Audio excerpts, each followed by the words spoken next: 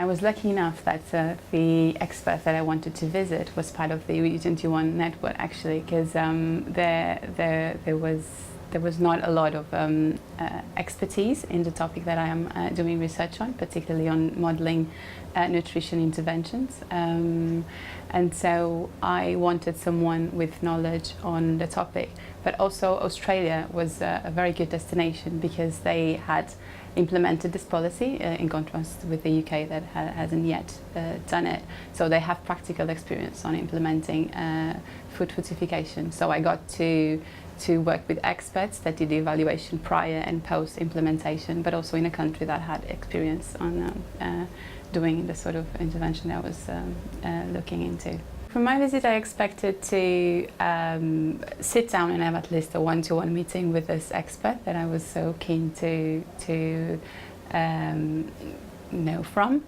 And I've also wanted to do a seminar in the institute because I knew there were other researchers that could give me some input and talk a bit about their experience. And I did get both. I did a bit. I think I got a bit more than what I've bid for, because they were really welcoming, and they did set up one-to-one meetings with most of the staff there. So I got to talk with everyone from my PhD.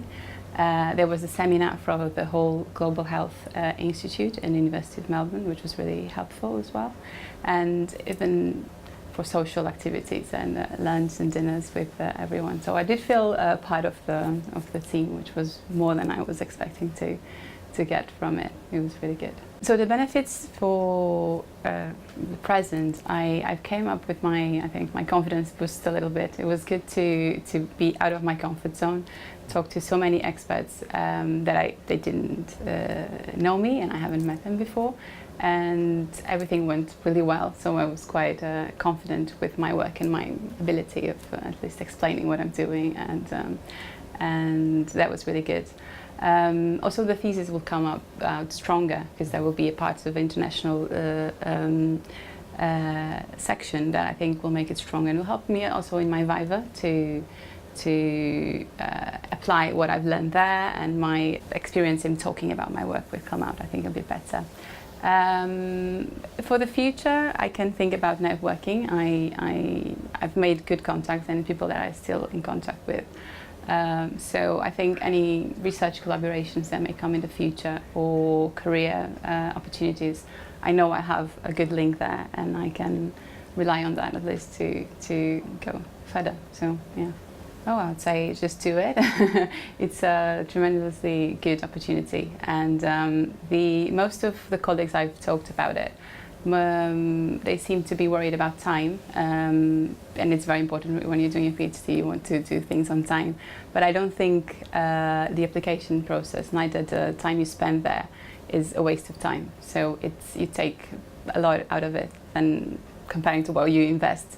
So I would say to do it. I think there's a few more practical things you should keep in mind, which is the timing. The time you plan your visit is important, so you want to be there when it's not holiday time, obviously, but also there's things happening like courses or seminars or something that you can link to, and also budget-wise. So going to Australia, for example, in my case, it's expensive, and so you'll have to think of ways, either from your research budget or from money you want to save, to complement and make sure you know that beforehand. It's helpful.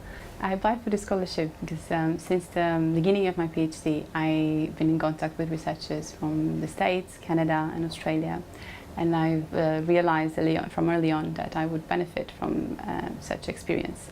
I've also wanted to get some international experience out of my PhD for personal and professional development. I wanted to get out of my comfort zone and broaden my network. So yeah, the U21 seemed like a suitable scholarship for me.